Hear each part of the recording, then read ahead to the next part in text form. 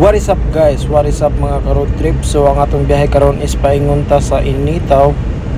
Today is January 1, so Happy New Year sa atong tanan diha mga boss, mga ma'am.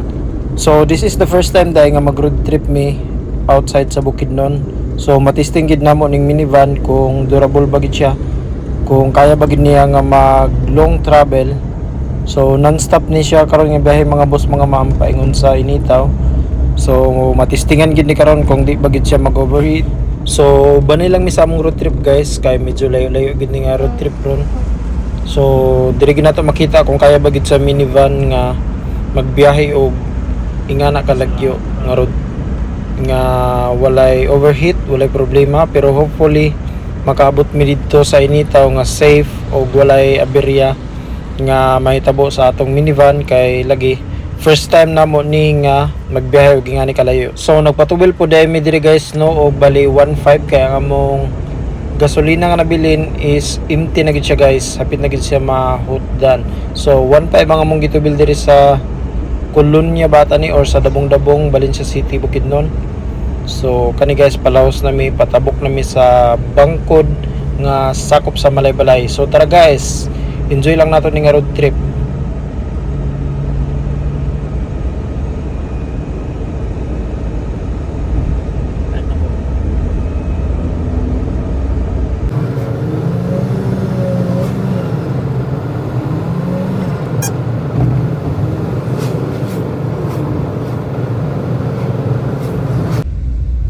Dire naabot na dai mi sa Malaybalay City. So kung inyo makita, kung ato makita is wala gid kayo ga lakaw-lakaw nga mga tao, kay lagi karon is January 1. So ang uban mga bilar, ang uban ang laag. So mao ni nga medyo gamay gid atong makita nga tao nga gabaklay-baklay. So pati ang Gaisano Mall sirado. So medyo mingaw gid ang kalsada ron.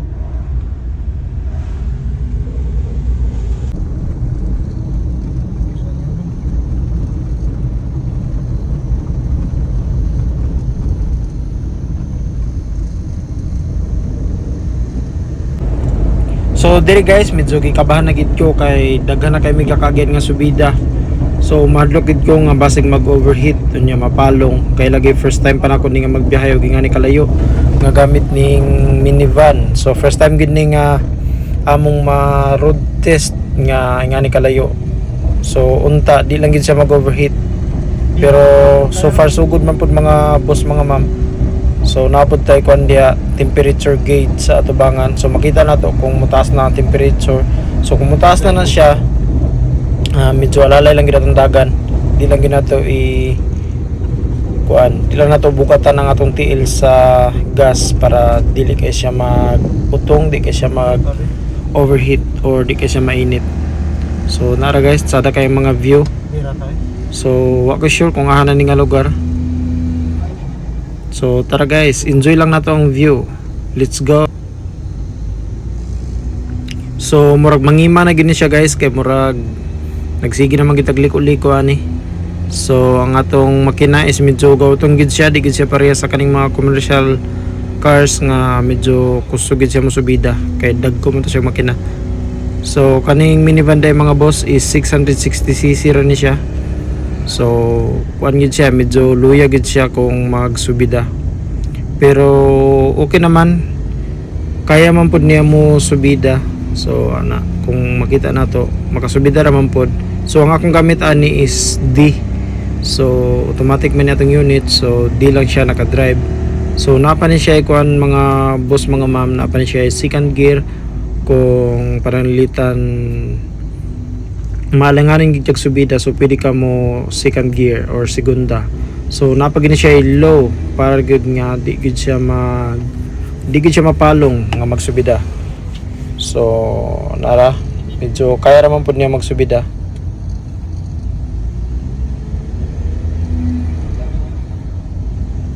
Dapat kaya wala sa mga pick-up eh. Hindi ra magyapon. Ipakita ang di.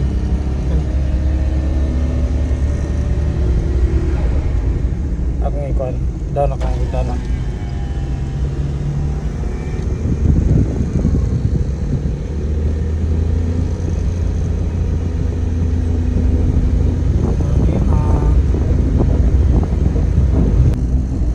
So mo to guys, nakaya gud niya gisubida niya ang mangima nga wala nag-overheat. So good job sa atong minivan. So ang exact model din sa atong minivan guys is DE64W. Dili lang ni siya 4x4. So dili siya front drive. So kuan ra ni siya guys 4x2. So nana to sa Manolo Fortich na nakabot ra kita dire nga walay aberya nga nahitabo. So good job. Sila Joy at si Mimi. Sila tinawin be. Sama na yun.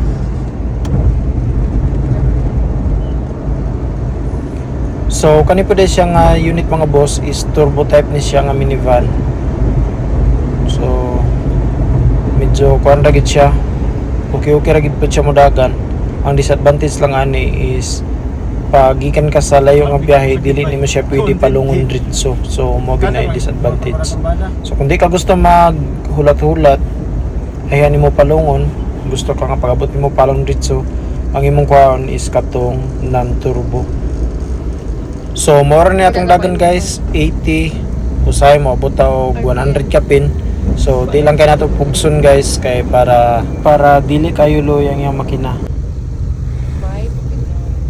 Pakita ang temperature ng 85 dira.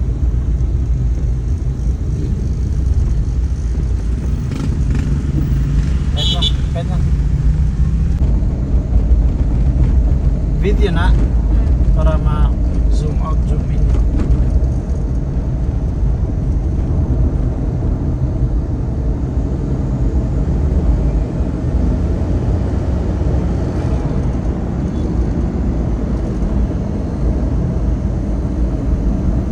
Nabot og perto nga 56 ray temperature. Pakita ang temperature. So diri guys, medyo nakaginawa na gid ko kay pabahada na gid mi sa puerto. Pakita ang dagat. So pagbahada na to sa puerto, tanan nga magya nato is patag na lang gina siya mga boss. So no worries na ta, di na ta magunaw na nga ma-overheat or anything. So good job sa atong minivan nga si Zumi. So nana siya sticker sa windshield guys nga Zumi. So Zumi lang akong gipa-sticker kay trip lang na siya. So nara guys, pabahada na gid ta.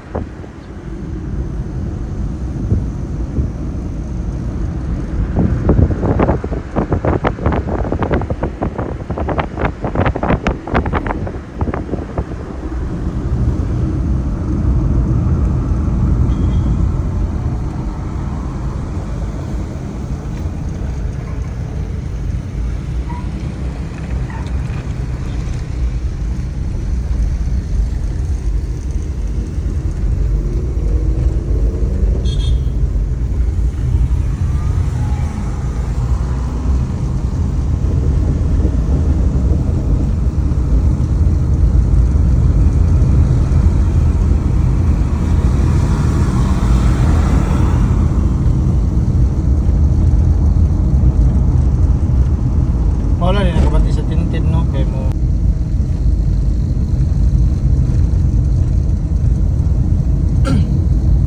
Mana? Dito rin sa kuno yung katong pagkaisa na bitaw.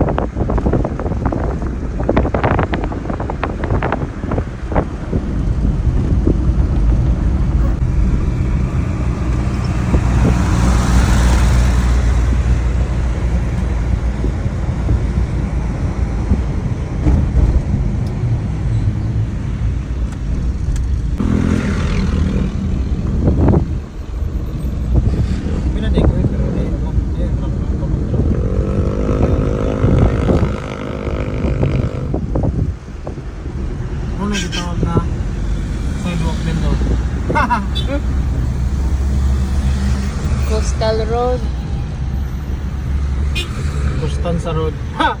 Wala, grabe nga plakata. Bunggo rin isa diyan.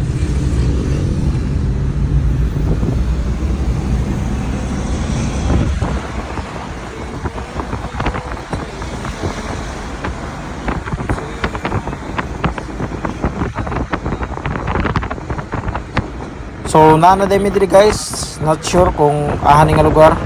Murag agura man nata ni. So wag ko na swito diri kay talag sara kay ko makabahada diri guys kay tagabukid lagi ko. Ah!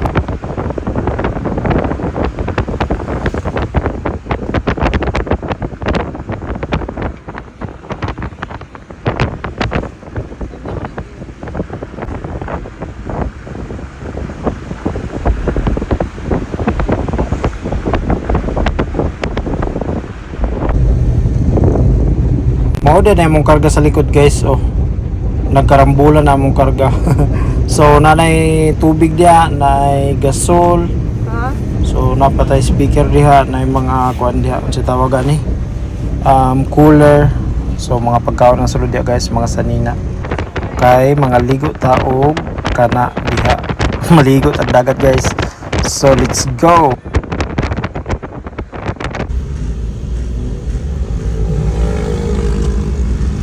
Balin-balin na ni bike. Ya balin-bal na bibo dito. Amay mo bibo kayo. Kaya dito bigas ko. Nagabi na nagid mi mga boss, mga ma'am. So naanami karon sa El Salvador City. So gabi na gid mi nabot diri guys. Kay kuha mi nagbiyahe, I think alas 2. So medyo nagabi na nagid mi guys. So medyo layo pa gyud. So padayon lang ta. Kay di man ta maabot ug di ta magpadayon. So tara. Layo pa ba? Ano lang? 15 minutes. At 12 minutes no kanina pero 15 minutes ano. Dili pa na, wala na sa likod. Ang ganan, mama. So finally mga boss, mga ma'am, naabot ra gid mi diri sa among destinasyon. So nara atong unit D64W kauban nato ning Bungo. So nara D64W. Sige, ang kanang kon. Good job, wala gid siya nag-overheat. Uplo ka lang. Nara. So ang atong Ang sa 1.5 cellphone? nara half paghihapon, 624. half full tank. 24 ta nakaabot. Nabot ra gid ta. Sa oras dawin? Nabibida na ko. Exact time 6:55. 6.5. Bala mo. So nara mga boss, mga ma'am, medyo gabi na gid ta nakabot. So muna ni ngit-ngit na gid siya. So matulog sa ako kay grabe kakapoy ang biyahe. Nara guys, mag-prepare na ta kay dire ta matulog. So na tayo lan kana gubot kayo kana plaster. Pero dire na lang guro ko mag butang og lan ako bedsheet. Bedsheet. So dia higda kumbate na ni. Naga bedsheet pero di ko ganahan kay igang. So ana. Gipitan ko lang ng panaton. Wala pa na ako nagisira. So bandar lang to magbuntag. Dili na siya makalubat sa battery guys kay naanay separate niya supply. So kani ano tawag? 70. So pagkabuntag mao na niya ang itsura guys, medyo nakita gid ang mga bato kay I think murag low tide ata ni. So pero okay ra na siya, dito ta maligo karon sa medyo unahan na para wala kay bato mga boss, mga ma'am.